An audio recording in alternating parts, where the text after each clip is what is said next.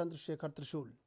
गलवान घाटी में शहीद हुए 20 जवानों की शहादत को जहां पूरा देश नमन कर रहा है, तो वहीं कांग्रेस पार्टी की ओर से आज पूरे देश में श्रद्धांजलि सभा का आयोजन किया गया, जिसमें विभिन्न स्थानों पर कांग्रेस नेताओं और कार्यकर्ताओं ने वीर जवानों को श्रद्धांजलि अर्पित की। हालांकि दिल्ली में माहौल उस समय खराब हो गया जब इंडिया गेट पर शहीदों को श्रद्धांजलि देने पहुंचे दिल्ली कांग्रेस के अध्यक्ष अनिल कुमार और कांग्रेसी कार्यकर्ताओं को पुलिस ने गिरफ्तार कर लिया। पूरे देश में शहीदों को सलाम कांग्रेस की तरफ से आज शहीदों को सलाम किया गया। गलवान के शहीदों को कांग्रेस की तरफ से आज श्रद्धांजलि दी गई, उनके बलिदान को नमन किया गया, उनके बलिदान को याद किया गया। आज कांग्रेस पूरे देश में शहीदों को सलाम कार्यक्रम कर रही है। पूरे देश में जगह जगह कांग्रेस ने अपने कार्यालयों पर और शहरों में, कस्बों में, गांवों में गलवान के शहीदों को श्रद्धा सुमन अर्पित किए। देश भर में कांग्रेस ने शहीदों को नमन किया।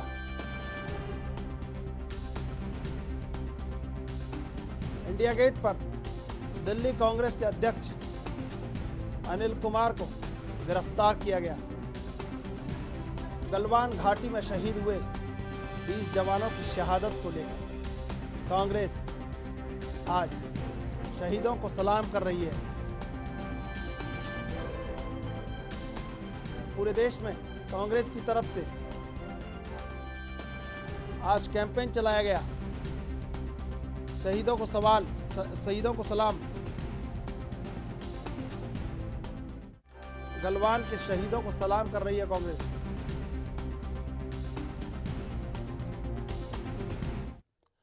इस खबर पर ज्यादा जानकारी और प्रतिक्रिया के लिए इस समय हमारे साथ जुड़े हुए विनीत त्यागी जी, आपका स्वागत है एनवी न्यूज पर। धन्यवाद।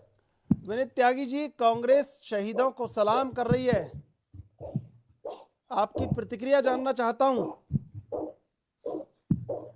देखिए, देश की सीमाओं की रक्षा करते हुए जो लोग अपने जीवन की शहादत देते हैं, केवल जिस तरह का एक ड्रामा आज कांग्रेस पार्टी कर रही है, ये उनकी शहादत को नमन करना नहीं होता। उस शहादत का मूल्य दुश्मन चुकाएगा। इसमें जब देश आपका एक युद्ध लड़ रहा हो तो उसके साथ खड़े होने का जो दायित्व आपका बनता है उसको निभा देंगे अगर आप, तो वो सच्ची श्रद्धांजलि उन शहादतों को होती है। और जहां तक बात आज दिल्ली की आप कर रहे हैं, जो कांग्रेस के दिल्ली के अध्यक्ष अनिल चौधरी जी वहां लोगों को लेकर पहुंचे, तो उसके बारे में आपको कह देना चाहता हूं कि आपको कोई भीड़ किसी भी सार्वजनिक स्थान पर किसी कार्यक्रम के लिए ले जानी है तो आपको प्रायर परमिशन उसकी पुलिस से लेनी पड़ती है। उसके बिना आप ऐसा कुछ भी नहीं कर सकते। पुलिस वहां पर आई, उन्होंने उनसे वहां से जाने के लिए कहा, भीड़ को जाने के लिए कहा, वो उन्होंने मानने से मना कर दिया, क्योंकि श्रद्धांजलि देना मकसद नहीं था। मकसद था एक हंगामा करना, एक न्यूज बनाना, इतना ही मकसद था। और यही कांग्रेस पार्टी इन शहादतों के नाम पर कर रही है कि किसी भी तरीके से अपनी राजनीतिक जमीन जो उनकी खो चुकी है उसको वो वापस पा लें। विनीत त्यागी, मैं आपसे जानना चाहता हूं कि शहीदों को सलाम ड्रामा कैसे हो सकता है? ये देशभक्ति का पेटेंट बीजेपी का थोड़ी हो गया है पूरे से। अगर वो शहीदों को सलाम कर रहे हैं तो इसमें क्या आपत्ति आपको हो सकती है? राजनीतिक जमीन तलाशें या कुछ भी करें, लेकिन कर तो शहीदों को सलाम रहे हैं। आपको तो इस बात का समर्थन करना चाहिए। कहीं आपके नक्शे कदम पर कांग्रेस चल रही है?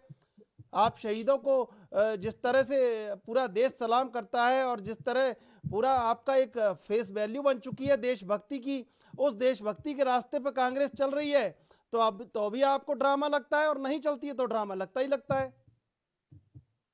देखिए, जब भी आप कहते हैं कि शहीदों को आप श्रद्धांजलि देना चाहते हैं, मैं आपसे फिर वही कह रहा हूं, शहीदों को सच्ची श्रद्धांजलि वो चाहे अब हमारे गलवान वैली में शहीद हुए 20 जवान हो या 1962 में शहीद हुए हमारे जवान हो, किसी भी शहीद की सच्ची श्रद्धांजलि यही है कि देश के दुश्मनों के खिलाफ आप खड़े हो। वो भी तो आपको करना पड़ेगा ना। लेकिन आप जहां हमें दिखाई देता है कि हमेशा आप देश के दुश्मनों के साथ खड़े हुए, देश का दुश्मन लगातार आपको पैसे आपके बैंक अकाउंट तक पहुंचाता रहा, आप उनके साथ एमओयू साइन करते रहे। क्या गठबंधन आपका उनके साथ है, ये हमें समझ नहीं आता। एक तरफ आप हाथ जोड़कर शहीदों की श्रद्धांजलि दे रहे हैं, दूसरी तरफ आप देश को साल दर साल बेचते नजर आए हैं। नहीं, तो ये दोहरा मापदंड तो नहीं चल सकता ना। अब तो सरकार आपकी है, अब तो बिकने से देश रुक चुका है। अब वो कहीं शहीदों को श्रद्धांजलि दे रहे हैं, शहीदों को सलाम कर रहे हैं, इसमें ड्रामा क्या है ये बता दीजिए। और ये जी इसमें अगर वो कहीं आपके नक्शे कदम पर चल रहे हैं, कहीं शहीदों के साथ हैं, शहीदों के साथ खड़े हैं, तो ड्रामा क्या है इसमें? ड्रामा ये है क्योंकि आपके शब्द और आपका आचरण जब दोनों मेल ना खाते हो तो उसे ड्रामा ही कहा जाता है साहब। क्योंकि आपके शब्दों में तो श्रद्धांजलि है और आपके आचरण में आप देख रहे हैं कि किस तरह से इस लड़ाई को कमजोर करने की कोशिश रोज दर रोज कांग्रेस पार्टी कर रही है। एक बार भी क्या वो खड़े हुए साथ में? सिर्फ शब्द तो उनके लिए हैं कि हम सरकार के साथ भी खड़े हैं। राहुल गांधी ने कहा है कि हमें बुलाइए, हमें कहिए क्या करना है, साथ खड़े हैं, आप जो करना है कीजिए। और वो कुछ सवालों के जवाब मांग रहे हैं, आपको दे देना चाहिए। सत्ता पक्ष को तो थोड़ा विनम्र होना चाहिए। देखिए, सब सवालों के जवाब उनको ऑल पार्टी मीटिंग बुलाई गई, वहां उनको खाने पीने के लिए नहीं बुलाया गया था, उन सवालों का जवाब देने के लिए बुलाया गया था। उन्होंने सवाल पूछे, गवर्नमेंट ने जवाब दिया। हमारे प्रधानमंत्री ने, हमारे होम मिनिस्टर ने, हमारे डिफेंस मिनिस्टर ने, एमईए ने, आर्मी चीफ ने, सबने तो बता दिया है कि कोई इनकर्जन नहीं हुई है, देश सुरक्षित है, एक पोस्ट एक इंच देश का कहीं गया नहीं है। उसके बाद भी आप सवाल क्या, आप वो गुप्त जानकारियां जानना चाहते हैं? वो एमओयू में आपके साइन हुआ है कि जो आप सारी जानकारी लेकर कहीं बता देना चाहते हैं? आपको लगता है कांग्रेस पूरा मतलब जो देशद्रोह होगा वो कांग्रेस की तरफ से होगा और पूरी देशभक्ति का पेटेंट बीजेपी के पास है? कोई पेटेंट किसी के पास नहीं है, लेकिन जब एक राजनीतिक पार्टी की अध्यक्षा के अध्यक्षता में चलने वाला एक राजीव गांधी फाउंडेशन, उसको जब हमें समझ में आता है, हमें पता लगता है उनकी डोनर लिस्ट को देखकर कि उसमें चाइनीज गवर्नमेंट भी, एक संस्था को चाइनीज गवर्नमेंट भी डोनेट करती है, चाइनीज एम्बेसी एक अलग डोनर बनके, दोनों अलग अलग डोनेशन करते हैं, तो ये आपको संशय तो पैदा करेगा ही करेगा। ऊपर से आप 2013 का उनके डिफेंस मिनिस्टर एके एंटनी का पार्लियामेंट में दिया हुआ बयान सुनेंगे। वो कहते हैं कि हमने अपनी सीमाओं पर कुछ भी डेवलपमेंट इसलिए नहीं किया जिससे कि चाइना जो है वो गुस्से में ना आए, वो कोई उधर से हरकत ना करे, इसलिए हम अपना डेवलपमेंट ही हमने वहां पर रोक रखा है। तो आप समझ ही सकते हैं, एक तरफ पैसा भी आ रहे हैं, आप वहां डेवलपमेंट भी नहीं कर रहे हैं। अच्छा विनीत त्यागी, मैं आपसे ये जानना चाहता हूं कि जो राजनीतिक शिष्टाचार 1962 में एक 37 साल का नौजवान प्रधानमंत्री जवाहरलाल नेहरू को कहता है कि संसद में विशेष सत्र बुलाया जाए, संसद में विशेष सत्र बुलाया जाता है, और अटल बिहारी वाजपेयी की तमाम जली कटी जवाहरलाल नेहरू सुनते हैं। एक राजनीतिक शिष्टाचार कि जब देश में कांग्रेस की सरकार होती है, मैं कांग्रेस का पक्ष बीजेपी का पक्ष नहीं ले रहा हूं, मैं आपसे एक सवाल पूछ रहा हूं, आप उसका जवाब दीजिएगा। जब देश में आपके सवालों से तो कांग्रेस के प्रवक्ता की जरूरत ही महसूस नहीं होती है। बिल्कुल, आपको लगता है कि ममता बनर्जी या कांग्रेस बोल रही है जब भी कोई सवाल ऐसा होता है, आपको लगता है ये विनम्रता होनी चाहिए सत्ता पक्ष में कि सवालों को सुने, उनका जवाब दे। तो संसद का विशेष सत्र बुलाया जाता है, कहीं अटल बिहारी वाजपेयी को भेजने की आवश्यकता होती है, कहीं अंतर्राष्ट्रीय कहीं कोई सम्मेलन होता है तो वहाँ उनको भेजा जाता है, सार्क सम्मेलन में जवाब देने के लिए भेजा जाता है। तमाम तरह का एक राजनीतिक शिष्टाचार था। मैं आपसे आप राजनीति में बहुत आगे आपको जाना है, आप भी कहीं राजनीति के कल बड़े चेहरे बनेंगे, कहीं राजनीति को आपसे कुछ सीखने को मिलेगा जो युवा पीढ़ी है, इसलिए आपसे जानना चाहता हूँ एक राजनीतिक शिष्टाचार सत्ता पक्ष में होना चाहिए या नहीं होना चाहिए? एक बहुत गहरा संवेदनशील सवाल है जिसका जवाब मैं संवेदनशील चाहता हूं आपसे, बताएं। देखिए, बिल्कुल ये राजनीतिक शिष्टाचार होना चाहिए और उस शिष्टाचार के अंतर्गत ऑल पार्टी मीटिंग बुलाई गई जिसमें स्वयं प्रधानमंत्री जी ने सब कुछ, सबके सवालों का जवाब वहां पर दिया। लेकिन जब उस शिष्टाचार के अंतर्गत एक स्टैंड गवर्नमेंट लेती है, और आप जिस समय की बात कर रहे हैं 1962 की, अटल बिहारी वाजपेयी जी की, उस समय आपको पता भी है कि आर्मी जब लड़ाई हारने लगी थी, जो धोखा चाइना ने दिया था, एयरफोर्स अटैक करना चाहती थी चाइना के ऊपर, प्रधानमंत्री जी ने नहीं जाने दिया। तो स्थिति समझते हैं आप उसकी, कितना कितना डिफरेंट था। आज राहुल गांधी जो काम कर रहे हैं उसके लिए अटल जैसा व्यक्तित्व भी तो होना चाहिए ना, अटल जैसी देशभक्ति भी तो होनी चाहिए आपको देश के साथ खड़े होने की। आप देश को कमजोर करने का काम करेंगे और चाहेंगे कि आपको अटल जैसा आचरण मिल जाए, ऐसा तो नहीं हो सकता। लेकिन Vineet Tyagi, Anderson, major general Anderson Brooks की और जो ब्रिगेडियर पीएस भगत की रिपोर्ट थी, वो बीजेपी के सांसद कहते रहे कि सार्वजनिक करिए, उसको सार्वजनिक नहीं किया गया आज तक। उसको सार्वजनिक करना चाहिए बीजेपी को सत्ता पक्ष में आने के बाद।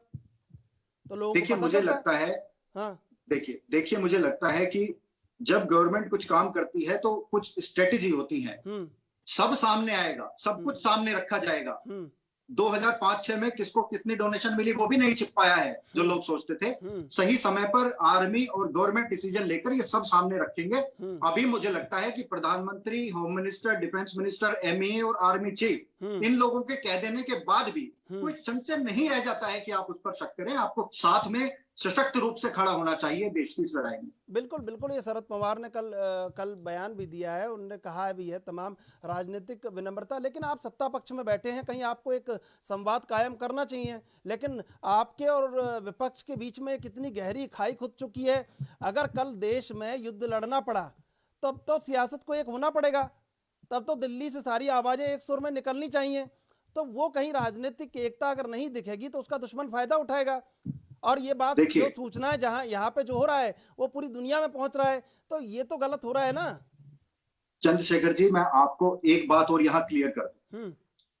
हम जिसे विपक्ष कहकर संबोधित कर रहे हैं वे विशेषतः कांग्रेस है, और कांग्रेस में भी एक धड़ा, पूरा कांग्रेस भी एक साथ नहीं खड़ा है। बाकी विपक्षी पार्टियों को आप देखिए, सशक्त रूप से गवर्नमेंट के साथ खड़े होने का काम कर रहे हैं ना।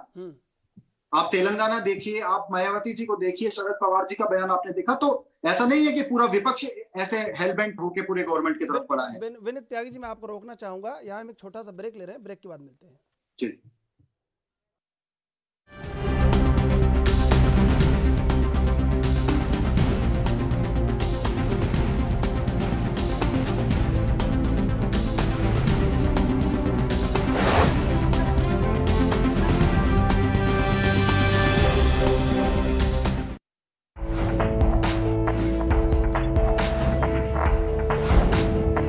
कम ब्रेक और ज्यादा खबरों के साथ देखिए ANP news in channel number पर।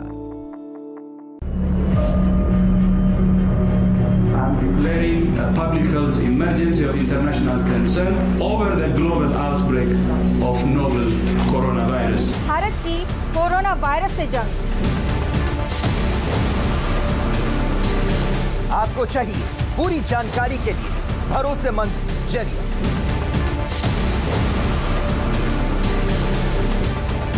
जानकारी जो अफवाहों पर ना हो। 24 घंटे 7 दिन लगातार, सिर्फ ANP न्यूज पर।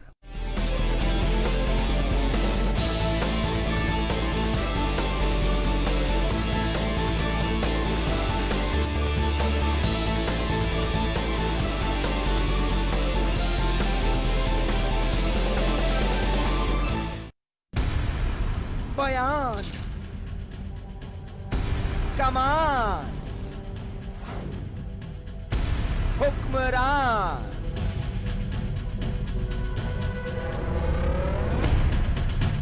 दौड़ते राजमार्ग, पगडंडियां, मौन, अवाम के दुख दर्द पर बोले कौन? सियासत के पतीले में उबलते अधिकार, जनता पर दीवान, हर कोई है सरकार, फिर भी कहते हैं जनता का, जनता के द्वारा, जनता के लिए यह है लोकतंत्र। लोकतंत्र रात 8 बजे सिर्फ ANP न्यूज पर।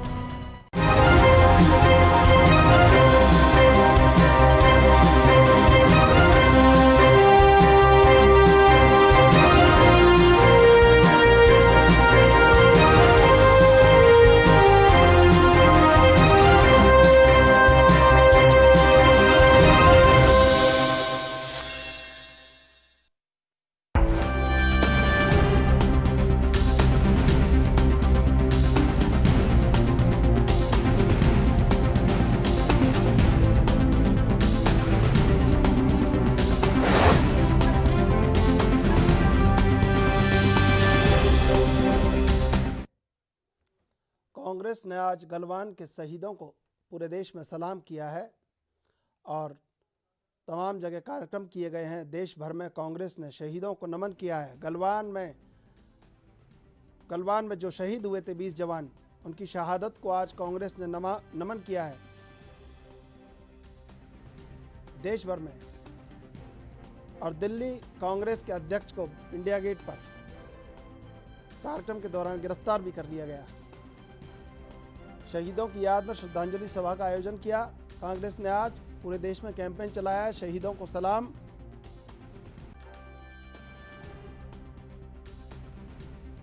दिल्ली में अनिल कुमार को, जो कि दिल्ली कांग्रेस के अध्यक्ष हैं, उन्हें गिरफ्तार किया गया इंडिया गेट पर। बिना अनुमति पहुंचे थे इंडिया गेट।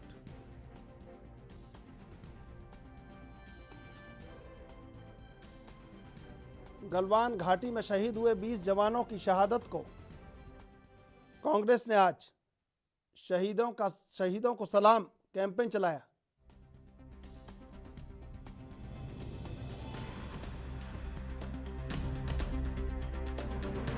पूरे देश में आज कांग्रेस ने श्रद्धांजलि सभा का आयोजन किया गलवान के शहीदों की याद में।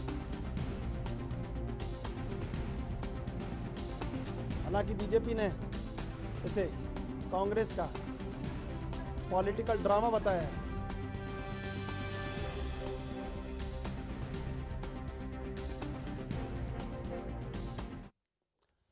हमारे साथ दो मेहमान जुड़े हुए समय, बीजेपी से विनीत त्यागी जुड़े हुए हैं और कांग्रेस से चंद्र शर्मा।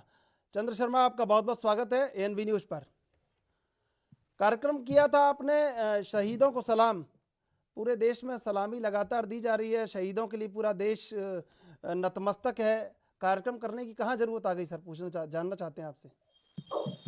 देखिए, जो लोग सुबह से शाम तक राष्ट्र और राष्ट्रवाद की बात करते हैं और वो चाइना के मुद्दे पर चुप्पी साध के बैठ जाते हैं, सत्तारूढ़ पार्टी के ना कोई चीफ मिनिस्टर, ना कोई विधायक, ना कोई एमपी बात नहीं करते हैं और राष्ट्र और राष्ट्रवाद की जो दुहाई देते हुए नहीं थकते थे, तो कहीं ना कहीं मुझे मेरे देश के शहीदों के लिए इस कार्य को करने की जरूरत थी।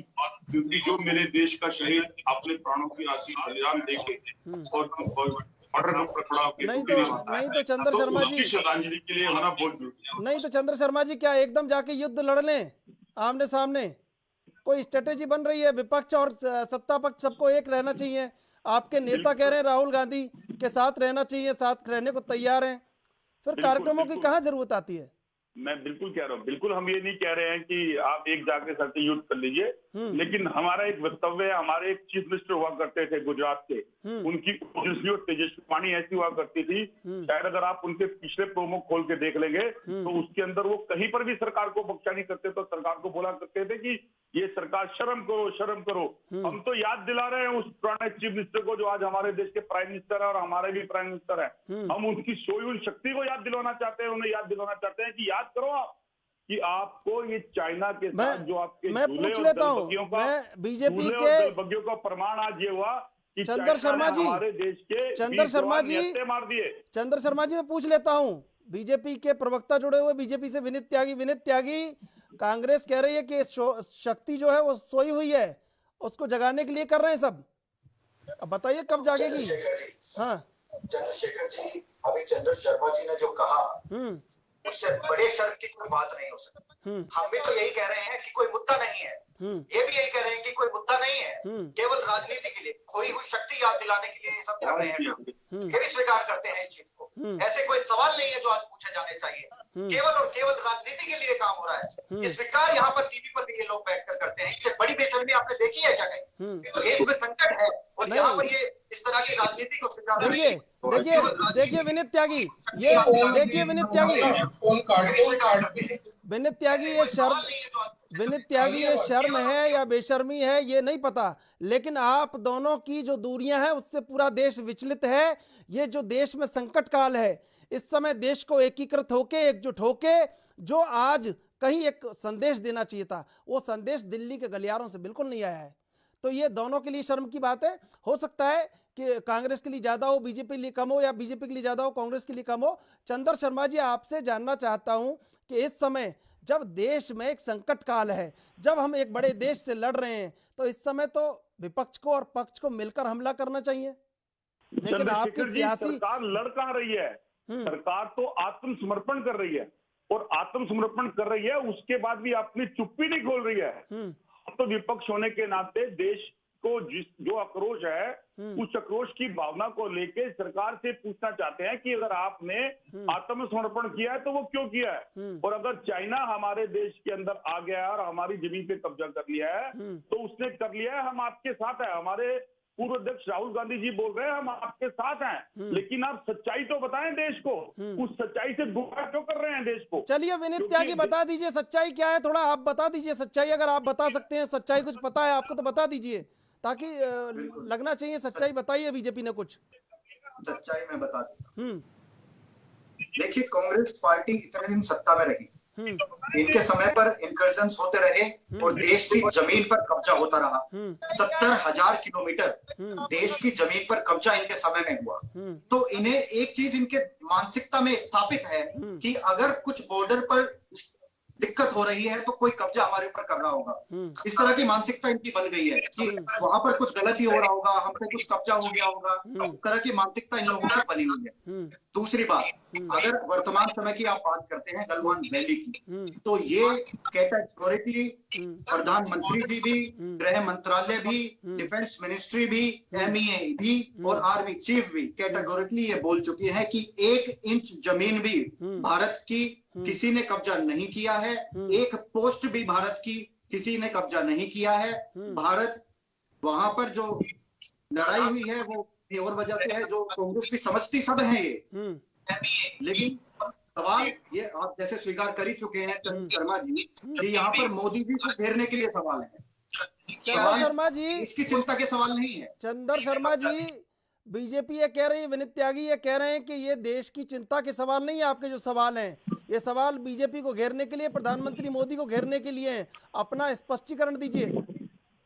देखिए चंद्रशेखर जी, ये इनका कहना है कि हम बीजेपी को घेर रहे हैं। हम विपक्ष के होने नाते हम बीजेपी को नहीं घेर रहे, ना हम किसी तरह की राजनीति कर रहे हैं। जो सरकार सोई हुई है उन सरकार को जगाना चाहते हैं कि आप अपनी निद्रा से जागें और जो सच्चाई है वो देश को बताएं। क्योंकि जब देश के अंदर पूर्व सैनिक जो रक्षा विशेषज्ञ हैं इस बात की चिंता कर रहे हैं और वो निरंतर कई दिन पहले से, 43 दिन पहले से लगातार कह रहे थे कि चाइना की हलचल हो रही है और चाइना हमारे जमीन पे कब्जा कर चुका है। और यहाँ तक कि लोकसभा के अंदर इन्हीं के सांसद हैं पुनीर गांव, उन्होंने सदन में खड़े होकर सदन के पटल के ऊपर सच्चाई बोली, उसको भी उन्होंने इग्नोर कर दिया। और उसके बाद फिर ये वहीं आकर उस चुप्पी को साधे हुए हैं। तो देश की जनता को ये सच पता चलना चाहिए कि जो चीफ मिनिस्टर थे और उनका जो चाइना के साथ लगाव और प्यार था, जो उनके चाइना के साथ जाने का रुख था, वो आज ऐसा कौन से प्रेशर में आ गया है कि चाइना के सामने वो इतना आत्मसमर्पण कर बैठे हैं। अगर ये कहीं किसी और देश की बात होती तो आज राजनीतिक गलियारों में इतना शोर मचा हुआ था कि इतनी राष्ट्रता की बातें हो रखी होती। वो आज कहाँ चले गए वो राष्ट्रता की बातें? पूछ लेता हूं, कहाँ गया वो राष्ट्र प्रेम? बिल्कुल विनीत त्यागी, 18 बार प्रधानमंत्री मिलते हैं शी जिनपिंग से, 5 बार आना जाना होता है एक दूसरे के यहाँ, झूला झूला जाता है, हलवा खाया जाता है, तमाम तरह की बातें होती हैं। तो कहीं ना कहीं रिश्ते तो बनने चाहिए थे। जो 62 की स्थिति थी वो 20 की स्थिति है, फिर फर्क क्या है भारत की स्थिति में? देखिए, दो राष्ट्र के प्रधानों को तो हमने मिलते देखा है, दो देशों के संबंधों को बनाने के लिए, लेकिन दो पार्टियों को मिलते हुए और उनके बीच में एक गठबंधन बनते हुए, एक MOU साइन होते हुए हमने पहली बार देखा कि कैसे राहुल गांधी और वर्तमान में चाइना के जो प्रेसिडेंट है शी जिनपिंग, ये दोनों एक मेमोरेंडम ऑफ अंडरस्टैंडिंग पे साइन करते हैं। तो देश को आप ये भी तो बता दीजिए कि वो क्या अंडरस्टैंडिंग आप लोगों की आपस में बनी और क्या उसी अंडरस्टैंडिंग के हिसाब से आप आज भी अपने कृत्य दिखा रहे हैं यहाँ। आप कहते हैं कि गुजरात के मुख्यमंत्री आप बार बार बात कर रहे हैं, शक्तियों की बात कर रहे हैं। बिल्कुल मैं जान लेता हूँ। चंद्र शर्मा जी बताइए, एक आवाज टीवी की कम कर दीजिए, अगर टीवी आपके यहाँ चल रहा है तो। चंद्र शर्मा, विनीत त्यागी आपसे सवाल पूछ रहे हैं, बता दीजिए। देखिए, एक तो मेरे को इनकी आवाज नहीं आ रही है, फिर भी उन्होंने क्या क्वेश्चन करा है मुझे बोलिए, मेरे को उनकी आवाज नहीं आ रही है। विनीत त्यागी, एक बार दोबारा अपना सवाल बता दीजिए, क्या आप सवाल पूछ रहे हैं कांग्रेस से? विनीत त्यागी जी की आवाज नहीं आ रही है मेरे पास। विनीत त्यागी जी, एक बार बता दीजिए, दोबारा पूछ लीजिए। विनीत त्यागी, मेरी आवाज आपको मिल पा रही है? क्या बोला मैं देता हूं। चंद्र शर्मा जी, बीजेपी पूछ रही है कि आपने मेंबर ऑफ अंडरस्टैंडिंग जो साइन किया शी जिनपिंग के साथ, वहां की जो मार्क्सवादी पार्टी उसके साथ, कम्युनिस्ट पार्टी उसके साथ साइन किया, वो क्या मेंबर ऑफ अंडरस्टैंडिंग है, वो जानना चाह रहे हैं। मैं बताता हूं आपसे, अपनी नाकामियों और अपनी कमियों को छुपाने के लिए दूसरों पे ठीकरा फोड़ना बीजेपी की आदत है, और वो आदत में उनकी शुमार हो चुका है। मैं उनको याद दिलाना चाहता हूं कि 1962 का हिंदुस्तान नहीं है, ये वो हिंदुस्तान नहीं है जो 1947 की आजादी लेके 62 के अंदर चाइना के साथ खड़ा हुआ था। भले हम उसको हारे थे, लेकिन हम उसमें लड़ाई ऐसी लड़ी थी कि चाइना को आज तक याद है, और 67 में हमने उसका मुंह तोड़ जवाब दिया था। तो आज 2020 का हिंदुस्तान है, वो संपन्न और संपूर्ण है। उसके ऊपर भी अगर आप आके अपने देश के अंदर विपक्ष से पूछते हैं, वो देश की 130 करोड़ के जनमानस ने आपको प्रचंड बहुमत दिया है, तो आप उस देश के जनमानस के उस बहुमत का तिरस्कार करते हैं।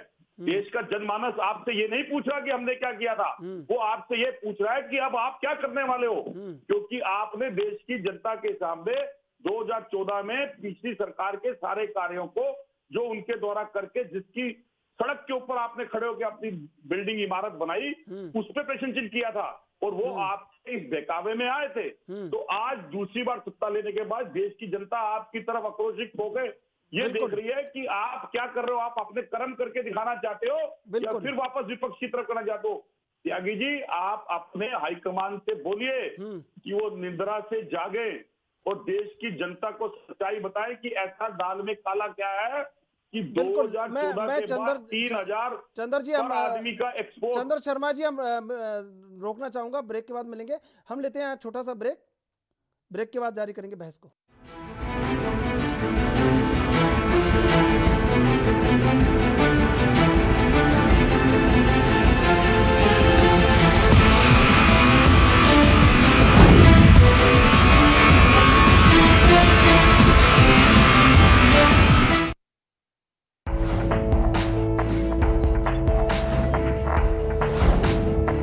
कम ब्रेक और ज्यादा खबरों के साथ देखिए ANP news in channel number पर।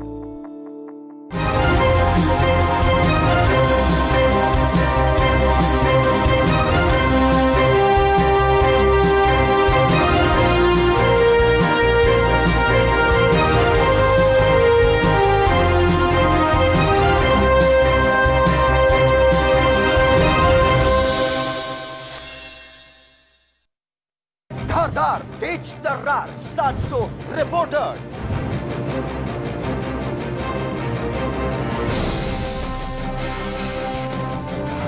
निडर, बेखौफ, निर्भीक 7 पत्रकार,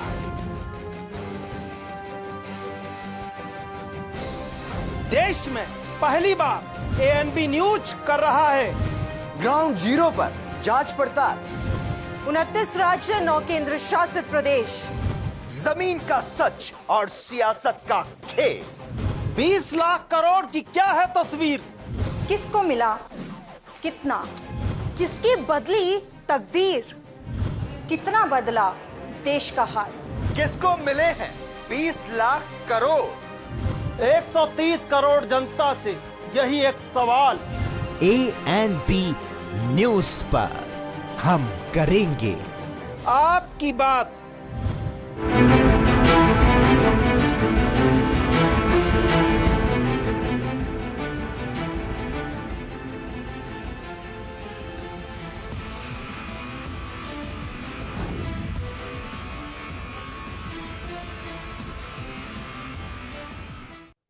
ब्रेक के बाद आपका स्वागत है ANP न्यूज पर। गलवान घाटी में शहीद हुए 20 जवानों की शहादत को जहां पूरा देश नमन कर रहा है, तो वहीं कांग्रेस पार्टी की ओर से आज पूरे देश में श्रद्धांजलि सभा का आयोजन किया गया, जिसमें विभिन्न स्थानों पर कांग्रेस नेताओं और कार्यकर्ताओं ने वीर जवानों को श्रद्धांजलि अर्पित की। हालांकि दिल्ली में उस समय माहौल खराब हो गया जब इंडिया गेट पर शहीदों को श्रद्धांजलि देने पहुंचे दिल्ली कांग्रेस के अध्यक्ष अनिल कुमार और कांग्रेसी कार्यकर्ताओं को पुलिस ने गिरफ्तार कर लिया। क्या है पूरा मामला, आइए देखते हैं इस रिपोर्ट में। अखिल भारतीय राष्ट्रीय कांग्रेस ने पूरे देश में भारत चीन सीमा पर हुए शहीद जांबाज सिपाहियों के बलिदान को याद करते हुए उन्हें श्रद्धांजलि अर्पित की। इस मौके पर कांग्रेस ने कहा कि शहीदों का बलिदान व्यर्थ नहीं जाएगा, लेकिन इन सब के बीच शहीदों को श्रद्धांजलि देने के लिए बिना अनुमति इंडिया गेट के पास पहुंचे दिल्ली कांग्रेस अध्यक्ष अनिल कुमार और पार्टी के अन्य कार्यकर्ताओं को पुलिस ने हिरासत में ले लिया। जब इस बारे में दिल्ली कांग्रेस अध्यक्ष से बात की गई तो उन्होंने बताया कि लद्दाख की गलवान घाटी में 15 जून को शहीद हुए सैनिकों को श्रद्धांजलि देने के लिए अमर जवान ज्योति के पास कांग्रेस कार्यकर्ता इकट्ठा हुए थे। इतने में पुलिस आई और बिना हमारी बात सुने हमें गिरफ्तार कर लिया। इस मौके पर दिल्ली कांग्रेस के अध्यक्ष बीजेपी पर बरसते नजर आए।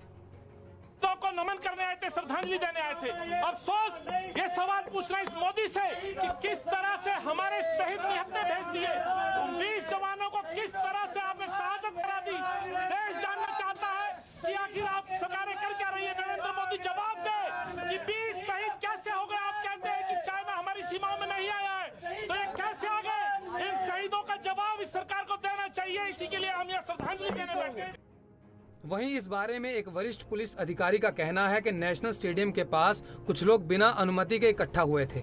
हमने केंद्र और दिल्ली सरकार के दिशा निर्देशों के अनुसार उनसे तत्काल वहां से जाने के लिए कहा, लेकिन जब उन्होंने वहां से हटने से मना कर दिया तो उन्हें हिरासत में ले लिया गया।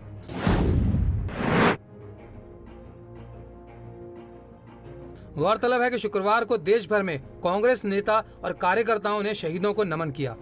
इस कड़ी में कर्नाटक कांग्रेस ने भी शहीदों की याद में एक कार्यक्रम का आयोजन किया, जिसमें कर्नाटक कांग्रेस के प्रमुख डीके शिवकुमार, कांग्रेस नेता मल्लिकार्जुन खड़गे, सिद्धारमैया और पार्टी के अन्य नेता मौजूद रहे।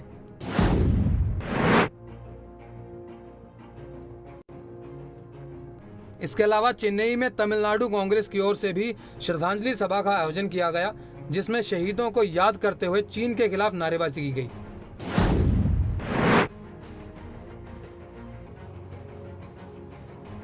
इधर मुंबई कांग्रेस कार्यकर्ताओं ने सलाम दिवस के तहत शहीदों को श्रद्धांजलि दी और मौन व्रत रखते हुए शहीदों को नमन किया।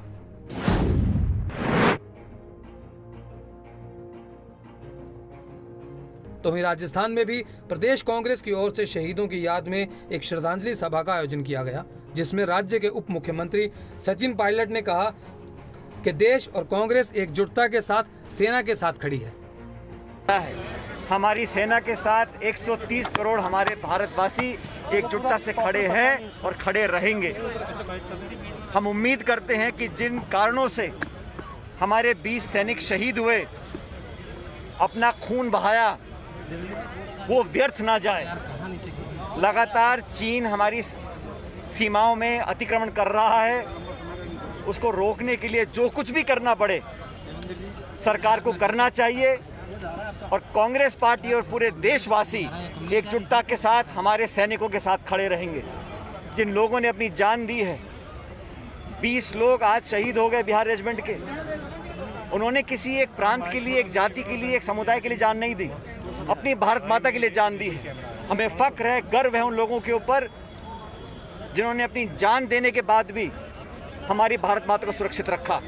आज मैं और आप चैन से सो सकते हैं क्योंकि हमारे सैनिक 24 घंटे हमारी रक्षा कर रहे हैं। आज उनके समर्थन में, उनको सलाम करने, उनकी शहादत को नमन करने, उनकी वीरता को प्रणाम करने के लिए हम सब इकट्ठे हुए हैं।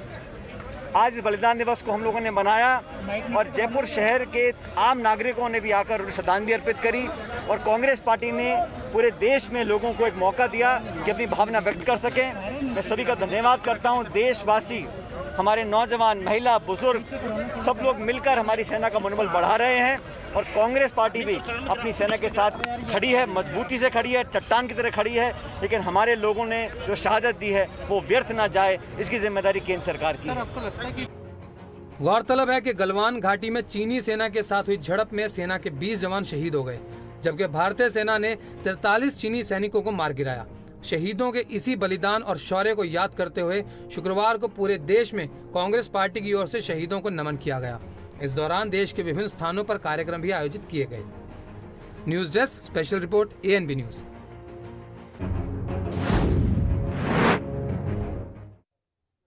हमारे साथ जुड़े हुए हैं विनीत त्यागी बीजेपी से, कांग्रेस से चंद्र शर्मा। पहला सवाल चंद्र शर्मा से। चंद्र शर्मा, आपने श्रद्धांजलि दी, सारी बातें हैं, सब कुछ है, लेकिन अभी आपको संयम रख के और कहीं जो सत्ता पक्ष या जो देश की सरकार जो फैसले ले रही है, एक स्ट्रेटेजी के तहत, रणनीति के तहत कुछ किया जा रहा है, तो वहाँ पर आपको कहीं उनका सहयोग करना चाहिए। सवाल पूछने का वक्त और भी होगा, तब पूछ लीजिएगा, लेकिन आपको लगता है मुनासिब वक्त है इस समय सवाल पूछने का?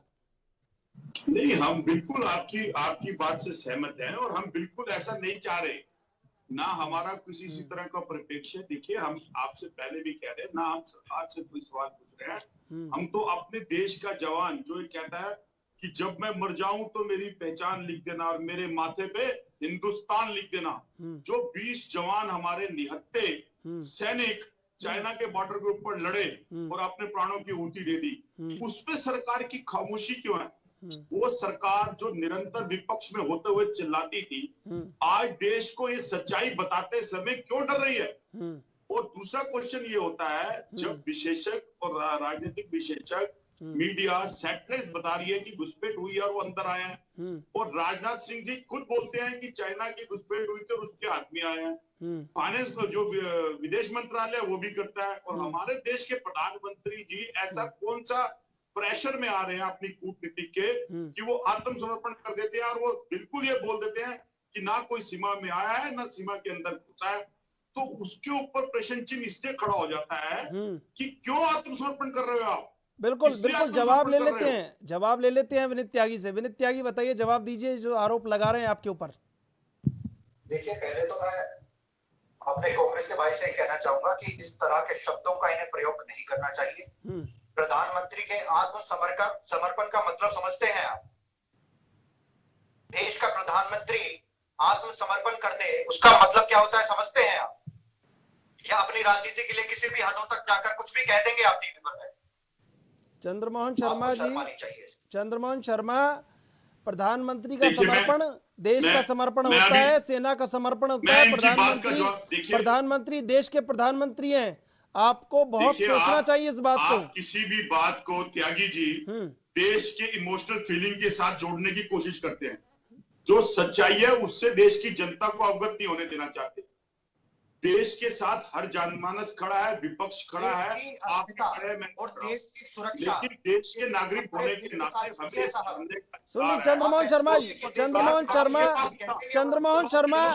चंद्रमोहन शर्मा, जवाब सुन लीजिए। विनीत त्यागी क्या कह रहे हैं, फिर आप सब जवाब पूछिएगा, बताएं। विनीत त्यागी बोले, क्या कह रहे हैं आप? देश की अस्मिता हमारे दिलों से जुड़ा हुआ मुद्दा है। उसके लिए हम प्रत्येक भाजपा का कार्यकर्ता अपनी जान तक देने को तैयार है। आप अगर ऐसे टीवी पर बैठकर भारत के आत्मसमर्पण की बात करेंगे तो हमारे इमोशंस को ठेस भी पहुंचेगी। और मुझे समझ नहीं आता कि कैसे आपको ये बोलते हुए जरा सा आपका दिल नहीं पसीजता, आपको शर्म बिल्कुल क्यों नहीं आती है ऐसी बातें करते हुए टीवी पर? क्या आत्मसमर्पण के अलावा और कुछ देखा नहीं है आपने 70 सालों में? चंद्रशेखर जी, एक और भी बात है, एक और भी विषय है। देखिए, हाँ बिल्कुल, विनीत त्यागी जवाब ले लीजिए, बताइए चंद्रमोहन शर्मा। त्यागी जी, आप 2004 से 2014 तक के अपने विपक्ष होने के नाते अपने जितने भी लीडर हैं उनके सारे जो वचन है, प्रवचन है, उनको सुन लीजिए। वो सारी मर्यादाओं को लांगे हुए हैं। कांग्रेस का कोई भी मर्यादा लांघने वाला कोई स्टेटमेंट नहीं है। जी ने क्या कहा है कि हम और पूरा देश आपके साथ। आप ये कहना चाहते हैं कि इसलिए आप ये सब कर रहे हैं? हम ये कह रहे हैं कि प्राइम मिनिस्टर जैसे व्यक्तित्व पे अगर ऐसा ना कहा होता तो चाइना का विदेश मंत्रालय फौरन ये तो नहीं कहता गलवान घाटी हमारी है। उसने इसी चीज का पूरे इंटरनेशनल लॉबी के अंदर प्रोपेगेंडा करा कि प्राइम मिनिस्टर जी कह रहे हैं कि हमें उससे किसी को फर्क नहीं पड़ता, लेकिन विपक्षी पार्टी हमारे देश की क्या कहती है उससे बहुत फर्क पड़ता है। जाता है। विनीत त्यागी, 1962 का हिंदुस्तान नहीं है, ये तो आप चिल्लाते थे। विनीत त्यागी, हम तो आपको बता रहे हैं कि बिल्कुल ठीक कह रहे हो आप। चंद्रमोहन शर्मा, चंद्रमोहन शर्मा 2020 का हिंदुस्तान है। बिल्कुल चंद्रमोहन शर्मा 1962 का भारत है ना 1962 का नेतृत्व भारत के पास। चंद्रमोहन शर्मा, मेरा सवाल आपसे, सामना ने आज लिखा है कि जो राजनीति है उसको कहीं सेना को जात पात में बांट दिया राजनीति ने। बिहार में चुनाव हुए तो बिहार रेजिमेंट के जवानों को शहीद बताया गया, बाकी रेजिमेंट भी उनके अंदर पूरा शौर्य है। ये राजनीति करने का भी मुनासिब वक्त नहीं है आपके लिए भी? सामना ने लिखा है, उस पर आपका स्पष्टीकरण चाहता हूँ। बीजेपी क्या कहना चाहती है कि अगर बिहार रेजिमेंट को आपने जोड़ दिया और जात पात कहीं सेना में बांट दी तो ये भी तो एक गलत बात है। देखिए, आप मुझे एक बात नहीं चंद्रमोहन शर्मा जी, मैं सवाल विनीत त्यागी से पूछ रहा हूँ, आपसे पूछ लूंगा। अच्छा, हाँ ठीक। चंद्रमोहन जी, चंद्रशेखर जी, थोड़ा कांग्रेस के प्रवक्ताओं का भी रोल निभाना पड़ता है जब कमजोर पड़ते हैं चीजें। नहीं, कांग्रेस के प्रवक्ताओं का रोल निभाने की कोई आवश्यकता नहीं है। आपको लगता है कि कहीं सत्ता पक्ष को इतना विनम्र रहना चाहिए, कई सवाल पूछ लिया जाता है तो आपको भी विनम्रता होनी चाहिए। अगर आपको लगता है कि मीडिया ये रोल निभा रहा है तो फिर मीडिया क्या क्या रोल निभा रहा है आपको सब पता है, ठीक है? हम तो सवाल पूछ रहे हैं, ANV न्यूज सवाल सच के साथ पूछ रहा है आपसे, आप जवाब दे दीजिए। बताएं। देश की जनता ये सब अच्छे से देखती है बैठकर, बिल्कुल निर्णय भी समय समय पर लेती है, बिल्कुल। अब आपके सवाल पर आते हैं। बिहार रेजिमेंट के लोग वहां शहीद हुए, हमारे सैनिक जवान वहां शहीद हुए।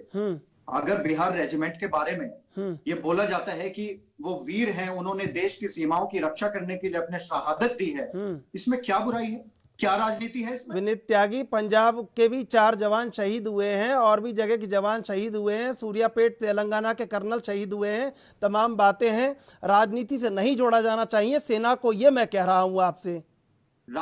राजनीति और मैं नहीं कह रहा हूं, सामना कह रहा है। और कहीं देश में कोई आवाज उठती है तो उसका अपना एक मत होता है। आपके दिमाग में ही राजनीति होगी तो कुछ भी कहा जाएगा वो राजनीति से आप जोड़ ही देंगे।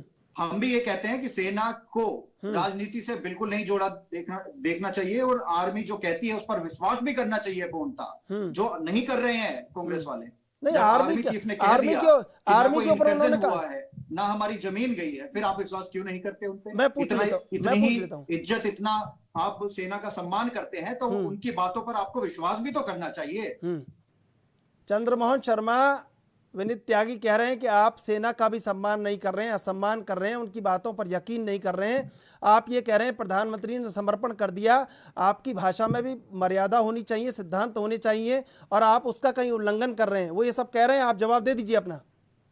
देखिए, सेना से भी अगर सरकार ने कुछ नहीं सीखा तो सरकार को जवाब देना चाहिए। देश की सेना के अंदर ना मजहब होता है ना दीन होता है, उसके अंदर हिंदुस्तान के प्रति सेना का समर्पण होता है। लेकिन इस सत्तारूढ़ पार्टी के अंदर दीन, मजहब और धर्म सब पैदा हो जाते हैं। तो इसीलिए हमारे प्रधानमंत्री जी या हमारे देश के शीर्ष नेतृत्व जिस स्टेट पे जाते हैं वो उसी स्टेट की बात करने लग जाते हैं, और ये भूल जाते हैं कि उनको देश की जनता ने पूरे देश का नेतृत्व करने के लिए देश के अंदर सत्ता दी है। ये नहीं कि आप अपनी देश को स्टेटों में बांट दो। जो सामंतों के अंदर देश बटा था वो 1947 में बटा था, जिसको नेहरू जी ने इकट्ठा करके देश को बनावट एक हिंदुस्तान के अंदर करी थी। और आज आप सत्ता के अंदर आके खुद खड़े होके राजस्थान, यूपी, मध्य प्रदेश, गुजरात, यही कारण है कि आज आपकी नीति उजागर होने लग गई है, और आपकी नीति एक सिक्के के 2 पहलू की तरह हो गई है। एक सिक्का वो जहां उसका अमाउंट लिखा होता है, एक सिक्का वो जहां शेर का निशान लगा होता है। जो अमाउंट है वो तो स्थायी नहीं है, लेकिन शेर का निशान स्थायी है क्योंकि वो देश और देश की शौर्य का निशान है। तो आपको अपनी नीति स्पष्ट करनी पड़ेगी। देश की जनता आपसे पूछ रही है, उसको आप इमोशनल कार्ड मत खेलिए, वो तो आप इलेक्शन में खेलते ही हैं। जवाब दे रहे हैं। और मैनेजमेंट का खेल तो आपको खेलना आता ही है, इसीलिए तो आपने मेड इन इंडिया को मेक इन इंडिया कर डाला और चाइना के आगे पूरा प्रभुत्व देके पूरा बिजनेस उसके हाथ में दे दिया। क्या जरूरत थी 2013-14 के बाद पर व्यक्ति आयात 3000 से आपने 6000 कर दिया, और हमारे देश के अंदर सेटअप के अंदर 80% चाइना का सेटअप खड़ा कर दिया। अब सुन यहाँ तक लीजिए, कि IT एजुकेशन के अंदर भी आपने चाइना के हाथ में पकड़ा दिया। चंद्रमोहन शर्मा सवाल, ATM जैसी चीज के ऊपर चंद्रमोहन प्रधानमंत्री जी शर्मा, एडवर्टाइजमेंट बन के आ गए। चंद्रमोहन शर्मा सवालों की झड़ी लगाएंगे तो जवाब सुन लीजिए पहले। एक जवाब, विनीत त्यागी आप कुछ कहना चाह रहे हैं, बताइए। जी चंद्रशेखर जी, वैसे आप हमेशा मना करते हैं कि हम भूतकाल की बात ना करें, लेकिन मेरे भाई ये 1947 तक गए हैं, तो मुझे भी मजबूर होकर 1947 की भी बात करनी पड़ी। मैं पूरी दृढ़ता के साथ ये टीवी पर बैठकर बात बोलता हूं कि 1947 से लेकर आज तक भारत एक ही परिवार की महत्वाकांक्षाओं की कीमत चुका रहा है। चाहे वो भारत का विभाजन रहा हो, चाहे 1962 में वो करारी हार रही हो, जिसमें हमारी एयरफोर्स गिड़गिड़ाती रही, एयरफोर्स चीफ, कि हमें जाने दीजिए आप, लेकिन उनको जाने नहीं दिया गया अपनी आर्मी की सुरक्षा के लिए, और वो युद्ध हम हार गए।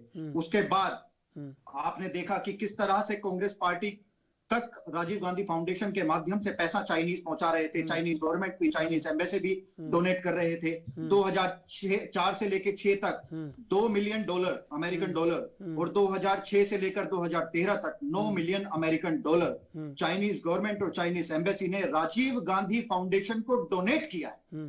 और उसी की एवज में ये आज सब सार्वजनिक हो रहा है और जनता देख रही है किस तरह से RCEP में जल्दबाजी में भारत को सम्मिलित करने का ये पैक्ट इन्होंने चाइना के साथ किया था। और आपको जो ये कह रहे हैं कि किस लिए हमें चुनकर भेजा है और किस लिए नहीं, 2014 में जनता ने हमें किस लिए चुनकर भेजा था, जनता जानती थी। हमने 5 साल में जो काम किया वो जनता जानती थी, इसलिए और मजबूती के साथ 2019 में हमें चुनकर जनता ने भेजा है।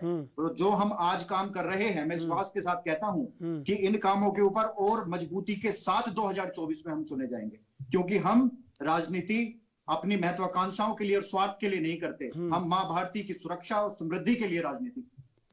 बिल्कुल, चंद्रमोहन शर्मा तमाम तरह के आरोप आपके ऊपर वो बता रहे हैं और कह रहे हैं कि पूछिए तो सही, चाइनीज वो पैसा उन्होंने किया क्या? पूछ रहे हैं विनीत त्यागी, पूछ रहे हैं, वो जवाब दे रहे, सुन लीजिए।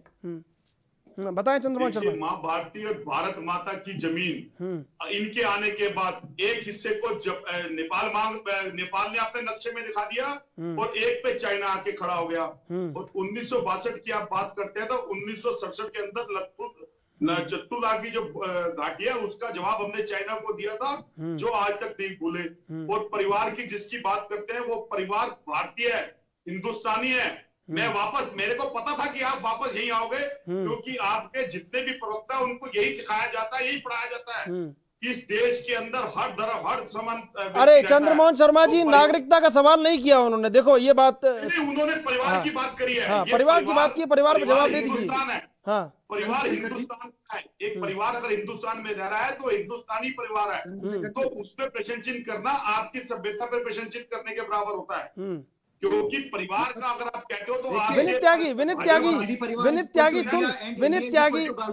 त्यागी सुन लीजिए, जब उन्होंने सुना आप भी सुन लीजिए, जवाब बिल्कुल लिया जा रहा है। बताएं चंद्रमोहन शर्मा, बताएं। आपके अगर हम परिवार की तरफ चल जाएंगे तो आपकी परिवार की फहरिस्त बहुत है, और जिस परिवार की बात करते हो तो उसी में आपके पास भी एक वरुण गांधी जी भी बैठे हैं, जिसके बारे में आप बात करोगे वहां आपने, क्योंकि आपकी कथनी करनी, चाल, चरित्र और चेहरा वो एक नहीं है। अगर एक होता तो आज हमारे को ये दिन नहीं देखने पड़ते। अब विनीत त्यागी जवाब बता दीजिए। चाल, चरित्र, चेहरा तीनों को संदेह के घेरे में खड़ा कर दिया कटघरे में चंद्रमोहन शर्मा ने। चरित्र, आचरण, व्यवहार, सबका जवाब मैं देता हूं। देखिए, पहला ऑब्जेक्शन मुझे इस बात पे, जिस तरह की महिमा मंडन इन्होंने गांधी परिवार का भी किया, यही करते आए हैं कांग्रेस के लोग। मैं आपको बता दूं, गांधी परिवार भारत नहीं है और भारत गांधी परिवार नहीं है। ये आपको समझ लेना चाहिए। 2014 में ये क्लियर हो चुका है, लेकिन कांग्रेस को अभी समझ नहीं आ रही है और उसी का भुगतान ये कर रहे हैं। आप राजनीति से समाप्त भारत से हो जाएंगे अगर इस चीज को आप ना समझ पाए तो।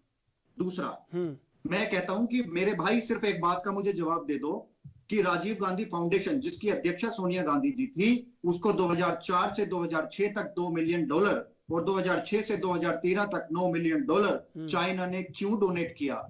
आपने उस पैसे का क्या किया और उसके बदले में कांग्रेस पार्टी ने क्या किया? ये जवाब है आपके पास। आपको पता है वैसे कि ये डोनेशन मिला था। अब मैं जवाब ले लूं विनीत त्यागी, आप कहें तो? जी बिल्कुल, है ना।